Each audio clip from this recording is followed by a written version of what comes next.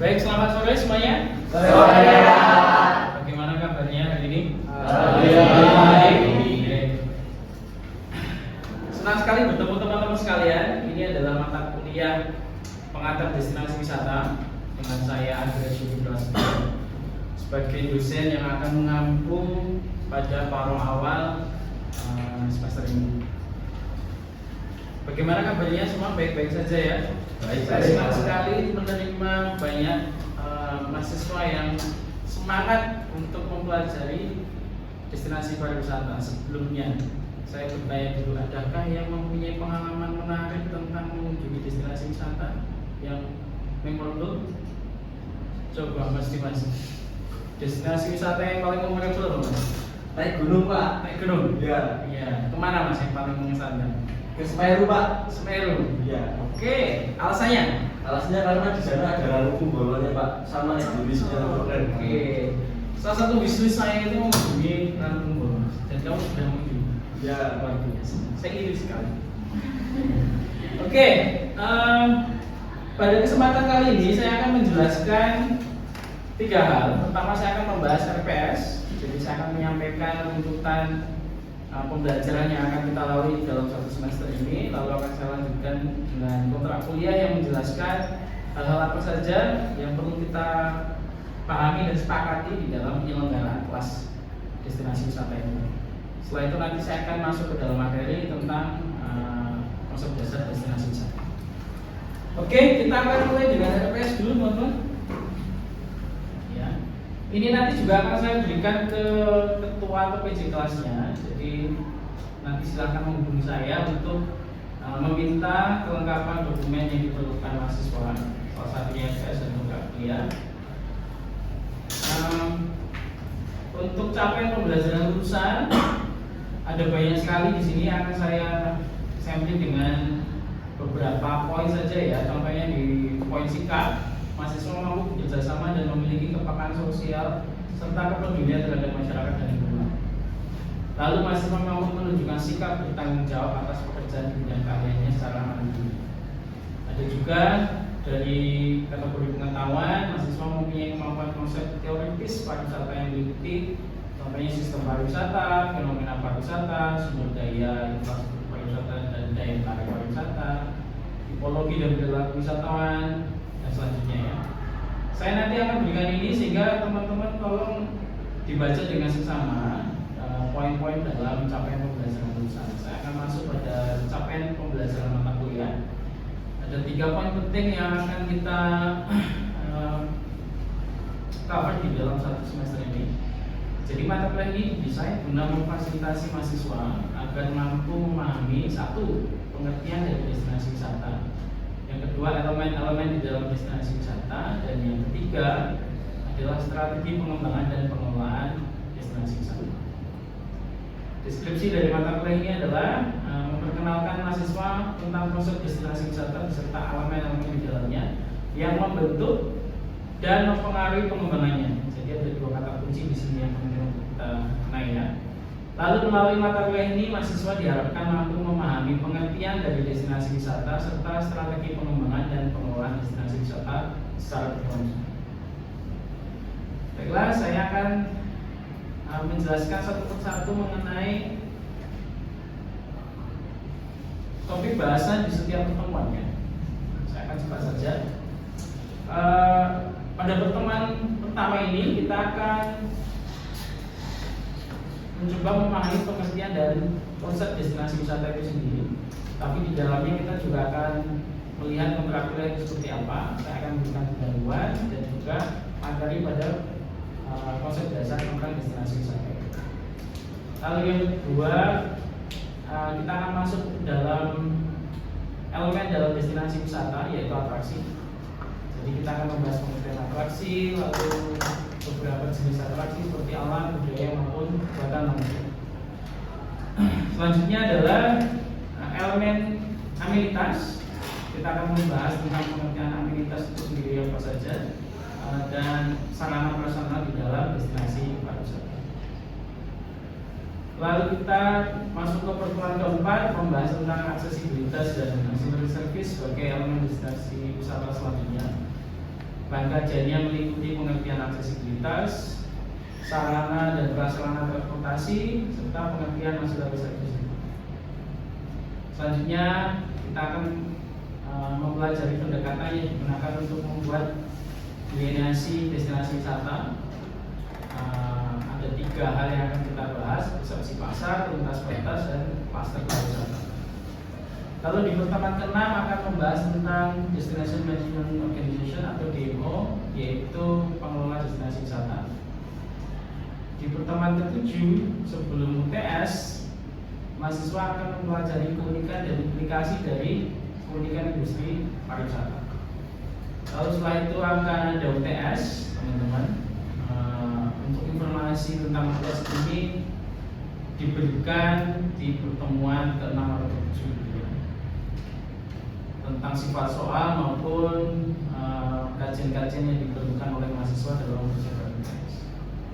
Lalu setelah UTS nanti akan masuk dengan dosen lain, tapi akan saya cover juga di sini. Pertemuan pertama setelah UTS adalah memahami pengelolaan destinasi wisata secara berkelanjutan. Jadi akan membahas tentang prinsip-prinsip berkelanjutan di dalam pengelolaan destinasi. Setelah itu akan membahas tentang konsep siklus hidup destinasi pariwisata pada pertemuan ke-10. Ada beberapa fase-fase yang ada di dalam tahapan pengembangan suatu destinasi pariwisata. Lalu juga ada model introduksi mengenai index of education. Itu nanti akan dipelajari di pertemuan ke-10. Selanjutnya di pertemuan ke-11, mahasiswa diharapkan mampu memahami jenis-jenis wisata. Di sini akan dijelaskan jenis wisata berdasarkan motivasi, lalu jenis wisata berdasarkan kategori aktivitasnya. Lalu di pertemuan ke-12, mahasiswa akan membahas tentang branding dan positioning yang dibutuhkan di dalam promosi dan pemasaran destinasi pariwisata. Lalu pertemuan selanjutnya akan membahas motivasi wisatawan. Ada beberapa bahan kajian seperti faktor pendorong, faktor penarik, teori motivasi dalam pariwisata. Selanjutnya akan membahas tentang daya dukung lingkungan kepariwisataan di pertemuan ke-14. Faktor internal maupun faktor eksternal di dalam daya dukung pariwisata. Lalu selanjutnya di pertemuan ke-15, mahasiswa mampu memahami strategi memastikan kepuasan wisatawan.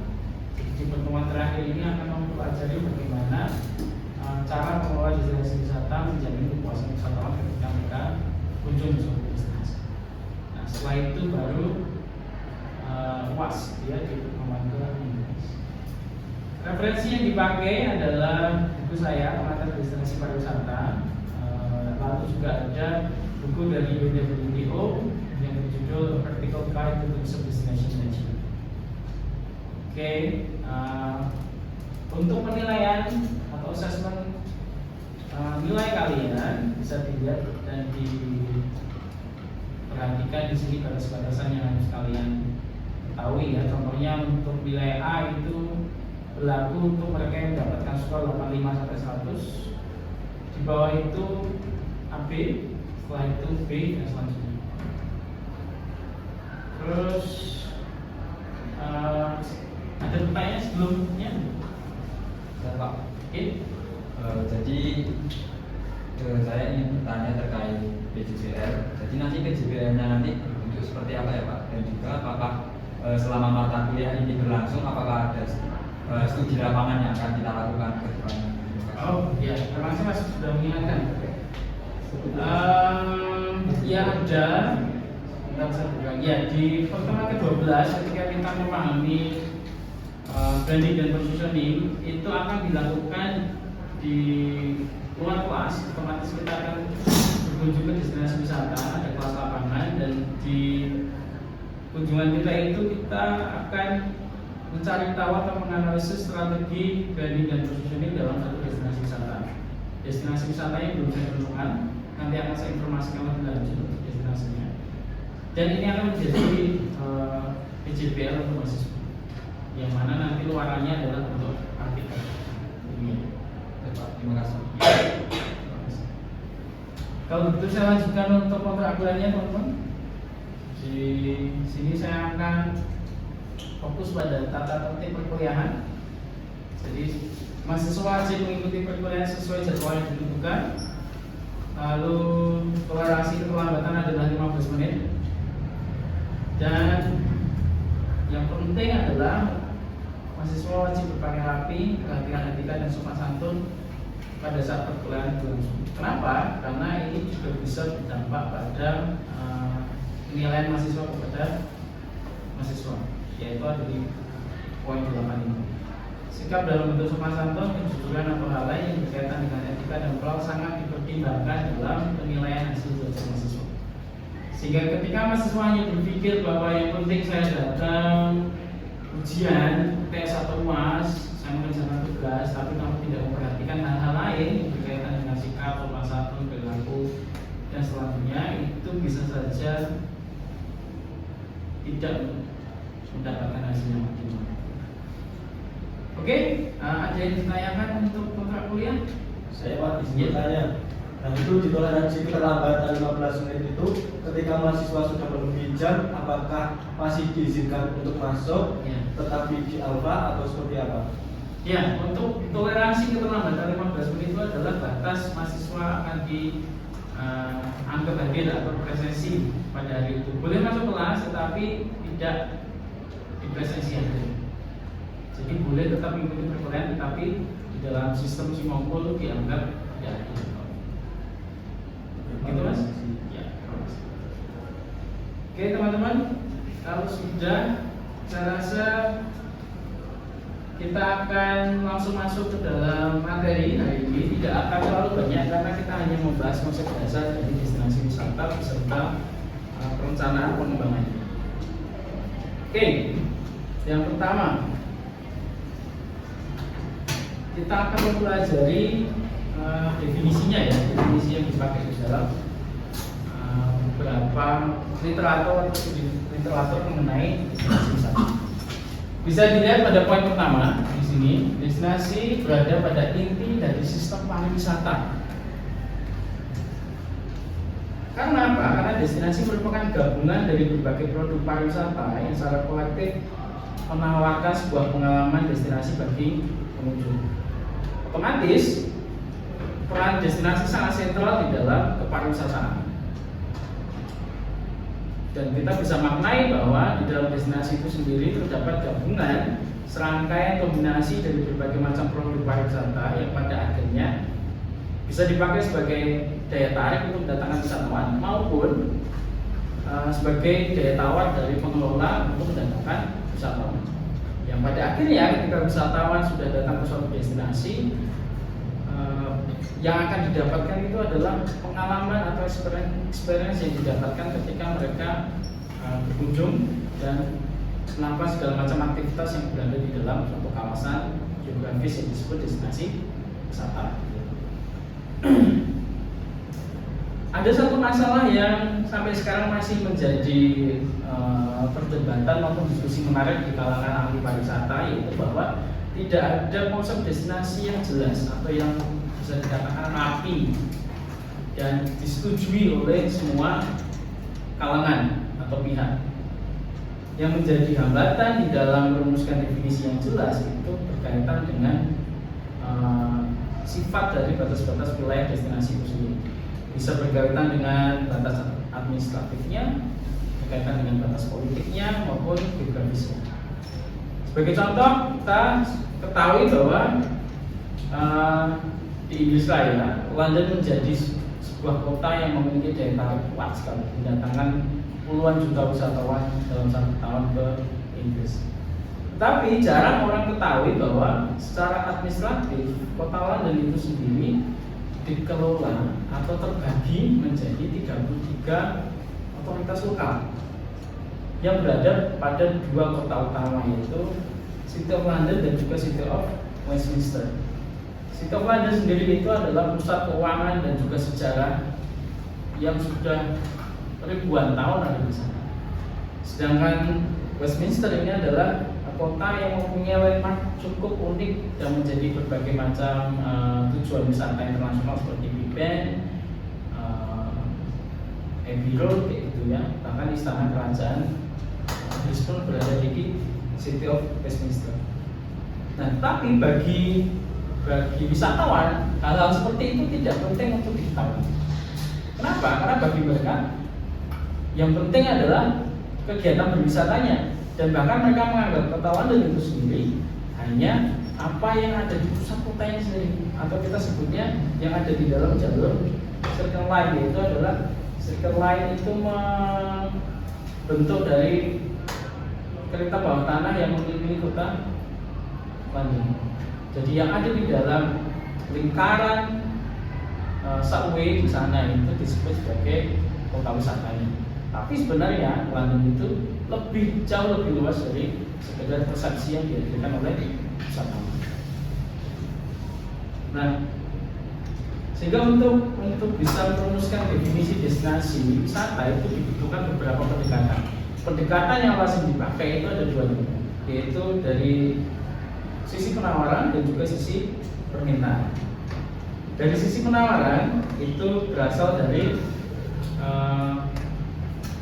sisi pengelola yang menawarkan destinasi dari produk. Sedangkan sisi permintaan otomatis berkaitan dengan wisatawan yang datang ke suatu destinasi. Kalau menurut Bu Halis tahun 2000 halaman 98 dikatakan di sini bahwa destinasi didefinisikan sebagai wilayah geografis yang terdefinisi dengan baik dan dipahami oleh para pengunjung sebagai suatu entitas yang unik dengan kerangka politik dan legislasi untuk pemasaran dan perencanaan pariwisata. Sedangkan dari sisi permintaan, menurut Weber dan dalam Bu Halis juga, destinasi didefinisikan sebagai tempat yang menjadi tujuan perjalanan orang-orang dan di mana mereka memilih untuk tinggal sementara atau tinggal sementara di sini, guna merasakan pengalaman atau karakteristik tertentu. Jadi kalau kita lihat dari dua sudut pandang itu, pengelola memfokuskan pada kawasan yang bisa dikelola dan dikembangkan sebagai kawasan yang khusus dalam mengembangkan destinasi pariwisata. Sedangkan dari sudut pandang wisatawan, destinasi wisata itu adalah tujuan perjalanan mereka, yang mana mereka ingin mengalami karakteristik atau fitur-fitur unik di dalam destinasi itu sendiri. Sehingga dari dua sudut pandang ini sudah bisa kita lihat orang bisa melihat destinasi wisata sebagai tempat wisatanya, atau bisa fokus pada produk pariwisatanya, atau melihat itu sebagai sistem produk dari keseluruhan industri pariwisata. Jadi itu tergantung dari sudut pandang mana yang kita pakai di dalam melihat destinasi itu. Nah, kita akan melihat ciri-ciri utama dari sebuah destinasi wisata dari berbagai macam sumber yang kita lihat tadi. Kita bisa membuat beberapa kategorinya sehingga bisa kita temukan karakteristik utama yang bisa kita dapatkan ketika kita mengunjungi suatu destinasi. Nah, karakter pertama itu adalah merupakan satu kesatuan geografis yang secara logis dikenali oleh para pengunjung. Lalu yang kedua itu dia harus memiliki daya tarik, karena itu menjadi magnet untuk menarik wisatawan. Lalu juga harus punya aksesibilitas atau rute yang dibutuhkan oleh wisatawan menuju suatu destinasi, bergerak di dalam destinasi tersebut maupun keluar dari destinasi.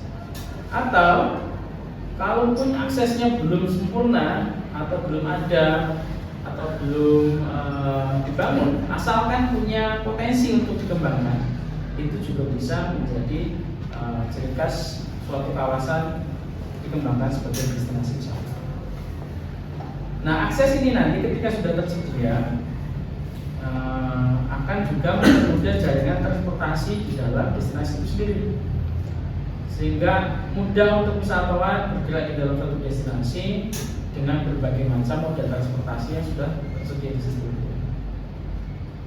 Selanjutnya harus dipastikan infrastruktur dan suprastruktur pariwisata itu tersedia di destinasi. Lalu selanjutnya secara administratif memungkinkan untuk direncanakan atau diurus. Nah, itu ciri-ciri utama di dalam suatu destinasi wisata. Nah, selanjutnya kita akan membahas tentang kebijakan perencanaan dan pengembangan destinasi. Jadi kalau kita lihat pada sifatnya, kebijakan pariwisata itu bersifat makro atau secara sifat itu luas, gitu ya. Harus menyentuh taraf yang mampu mengcover atau memberikan pengaruh secara luas pada berbagai macam jenis sektor atau industri yang berada di dalam pariwisata. Nah, kebijakan pariwisata itu sendiri memiliki peranan penting karena pertama dia bisa menetapkan rules of the game-nya sendiri. Gitu ya. Lalu dia bisa mengatur aktivitas dan perilaku yang dianggap dapat diterima. Dan yang ketiga adalah memberikan arah dan panduan bagi semua pemangku kepentingan pariwisata dalam suatu destinasi. Oke, ada yang ditanyakan sampai sini? Kalau Mas, mungkin bisa dijelaskan terkait rules of the game dari Ya. Oke, terima kasih Mas untuk pertanyaannya. Yang dimaksud dengan rules of the game di sini adalah bahwa pariwisata itu bisa menetapkan peraturan yang mengikat yang harus ditaati di dalam suatu destinasi.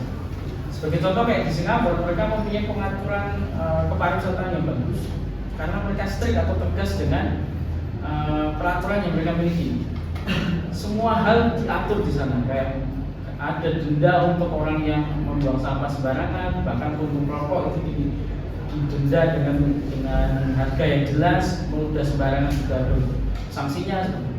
Nah, mereka set rules of the game-nya sendiri, dan pariwisata di sana tergantung pada kebijakannya seperti itu.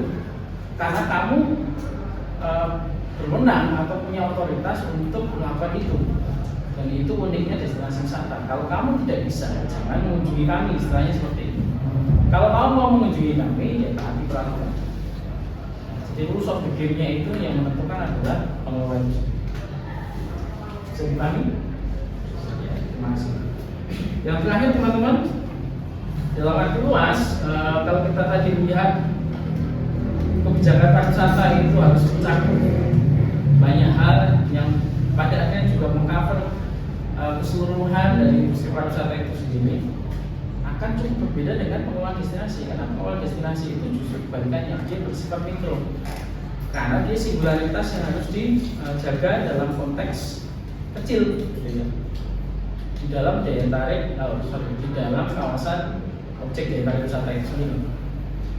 Tetapi tujuan dari pengelolaan yang bersifat mikro ini tetap saja diharapkan untuk dapat mewujudkan visi tingkat makro yang bersifat luas tadi itu atau nasional, sehingga ada hubungan timbal balik yang kuat antara pengelolaan yang tepat di akar rumputnya, di bagian paling kecilnya dari sistem kepariwisataan yang besar, yaitu destinasi wisata tunggal, dengan kebijakan pariwisata dan juga pengelolaan pariwisata secara nasional. Bisa dikatakan kalau kita bisa bertanggung jawab pada tingkat paling kecil atau tingkat paling bawah, dan tiap-tiap pengelola di tingkatan paling bawah itu mengerti bahwa apa yang mereka lakukan ini bisa berdampak secara kolektif bagi pengembangan dan pengelolaan destinasi wisata secara nasional, baru kita akan paham bahwa gerakan-gerakan itu tidak dimulai hanya dari atas sana, bukan hanya dari mereka yang membuat kebijakan, tapi juga bagaimana kebijakan itu diterjemahkan oleh mereka yang ada di level paling bawah, supaya destinasi-destinasi wisata yang akan pada akhirnya tergabung menjadi satu kesatuan destinasi wisata Indonesia ini bisa terwujud dengan pengelolaan yang ideal dan tepat. Gitu ya. Saya rasa cukup materi dari saya. Kita akan lanjutkan dengan sesi tanya jawab. Adakah yang mau bertanya? Oke, mohon Pak. Izin bertanya terkait yang kebijakan tadi, itu bagaimana destinasi dapat mempengaruhi kebijakan makro itu? Oh iya. Jadi ada hubungan yang cukup kuat atau konkret bagaimana suatu kebijakan itu bisa diterjemahkan oleh pengelola destinasi di tingkat paling bawah. Bagaimana caranya? Sebenarnya yang pertama harus dipahami adalah apakah pengelola tiap destinasi itu benar-benar tahu bagaimana cara mengelola destinasi mereka. Jangan-jangan selama ini yang mereka lakukan adalah go with the flow saja, atau melakukan apapun dengan harapan ini yang benar. Jangan-jangan maksud saya, Karena pada akhirnya ini menjadi tanggung jawab bersama, terutama bagi pemangku kepentingan yang berkaitan dengan pemerintah ya, untuk bisa memberikan pemahaman dan informasi sekaligus edukasi menyeluruh supaya apa yang menjadi visi nasional itu bisa dibawa sampai pada level paling bawah, sehingga pengelolaan di tingkat paling bawah itu sudah sejalan dengan apa yang dicita-citakan oleh mereka yang membuat kebijakan, terutama di Kementerian Pariwisata. Jadi percuma membuat kebijakan yang secara akademik itu sudah teruji dan secara kebijakan itu dia bisa berpengaruh luas dengan memberikan banyak manfaat, tetapi pada akhirnya tidak sampai pada level paling bawah sehingga tidak tahu juga harus melakukan apa. Jadi yang perlu dipastikan adalah bagaimana informasi yang harusnya diketahui oleh semua orang di tingkatan paling atas sampai paling bawah itu semua rata. Setelah itu setiap orang melakukan pekerjaannya masing-masing sesuai dengan apa yang diharapkan dan juga ditugaskan di dalam peraturan. Kalau itu semua maksudnya dari tingkatan paling atas sampai tingkatan paling bawah itu semua punya perasaan yang sama untuk teguh tanggung jawab pada porsi masing-masing ya, pasti akan ada sinergitas yang kuat yang akhirnya bisa membawa perubahan yang dominan dan dramatis bagi pariwisata nasional. Dan itu harus dimulai dari semua orang, tidak hanya dari satu pihak, dari tingkat mikro maupun makronya. Gitu ya. Oke, bisa diterima jawabannya. Terima kasih. Ada lagi sebelum saya gantian bertanya kepada kalian? Kalau ada yang bertanya.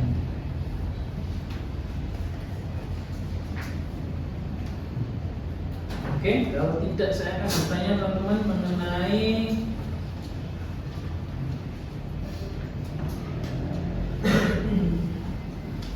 Oke, saya akan bertanya mengenai ciri-ciri utama dari sebuah destinasi wisata.